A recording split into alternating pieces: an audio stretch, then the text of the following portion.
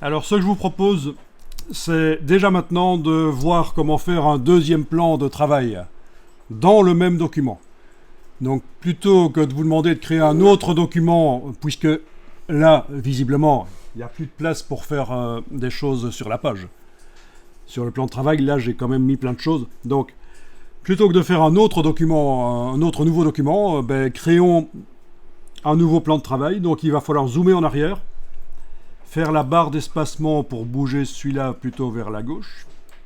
C'est le raccourci de la main, la barre d'espacement.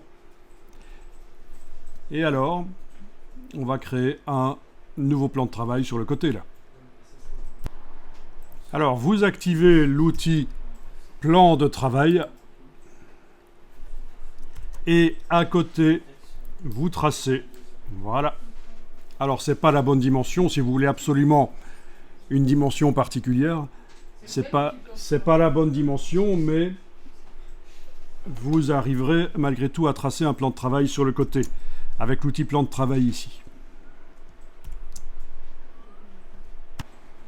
Alors, pendant que l'outil plan de travail est actif dans la palette des outils, et pendant que vous avez donc un plan de travail qui est sélectionné, donc il y avait le premier qui est là, le deuxième qui est là, oui, qui peut s'appeler plan de travail 3 chez moi parce que j'ai chipoté entre temps, mais peu importe.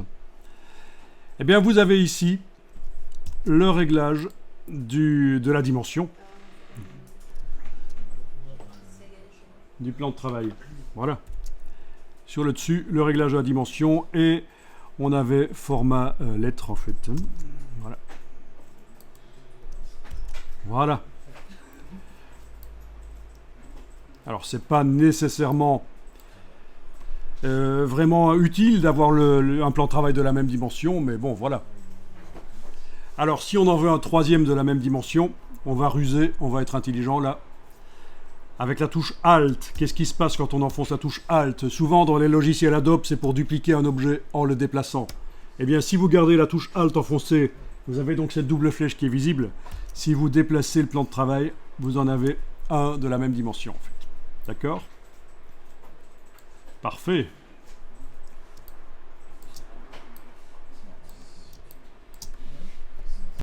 Donc, à quoi ça sert d'avoir un plan de travail? C'est pour, par exemple, continuer à travailler dans le même document sur autre chose ou sur une copie de ce qu'on a déjà fait pour le modifier, pour faire une version différente, pour tester.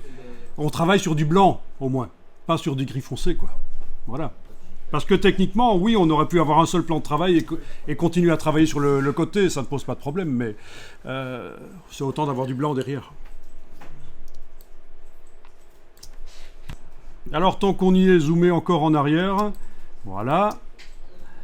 Toujours avec l'outil plan de travail. Toujours avec la touche Alt, mais cette fois-ci, on va tester sur le premier plan de travail qu'on avait fait. Avec la touche Alt, sur le premier plan de travail, on va le déplacer. Je vais le déplacer vers la gauche, par exemple. Voilà. Et qu'est-ce que vous remarquez? Le plan de travail s'est déplacé avec ses objets. Avec ces objets. Ça, c'est parce que dans les options de l'outil plan de travail, on a ceci qui est enclenché. Si cette option-là est enclenchée au-dessus, quand on duplique le plan de travail avec la touche Alt, ou qu'on le déplace d'ailleurs aussi, les objets suivent. Voilà.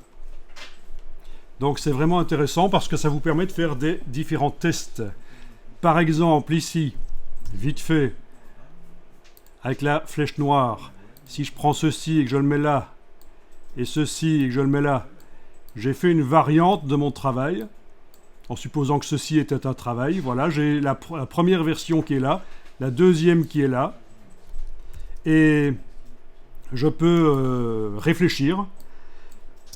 Alors souvent, on rencontre des gens qui disent qu'ils ne s'estiment pas créatifs. Je ne suis pas créatif.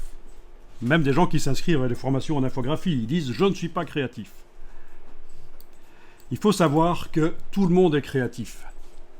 Parce que tout le monde est critique et fait des choix.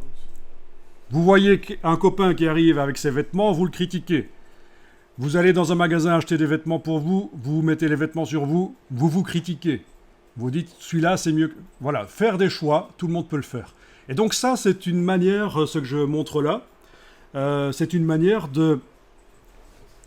d'être créatif. C'est dupliquer un travail que vous êtes en train de faire, modifier un des deux travaux, et vous dire, tiens, lequel est le meilleur? Si c'était un copain qui avait fait ça, je lui dirais lequel est le meilleur. Voilà, évidemment, ça va vous permettre comme ça d'avancer dans la création, de ne pas être coincé, quoi. C'est vraiment une erreur en création graphique. Ce que je vous dis là est super important, qu'on soit dans Photoshop, InDesign, Illustrator.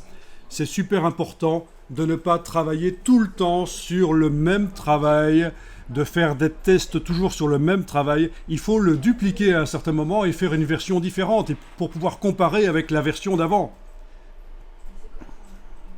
Voilà.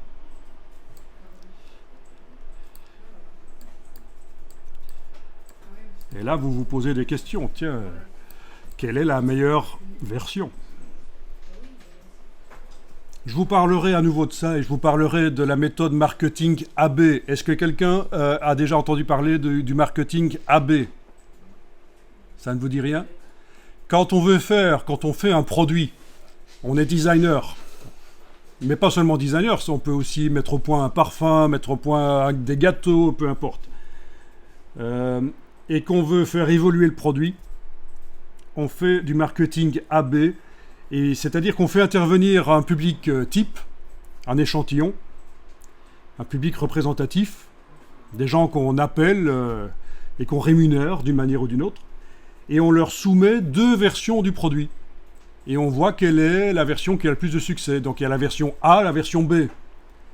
Une fois que la version qui a le plus de succès a été déterminée, par exemple la B, si c'est la version B qui correspond le plus au public de cette zone géographique, de cette tranche d'âge, etc., on peut à nouveau, au départ de cette version B, faire deux versions, et à nouveau faire des tests auprès du public. C'est-à-dire qu'à un certain moment, ce n'est pas le designer, le graphiste qui va nécessairement avoir la bonne réponse, parce qu'il a sa culture, il a sa connaissance des choses, il a sa méconnaissance des derniers courants dans la société aussi parfois.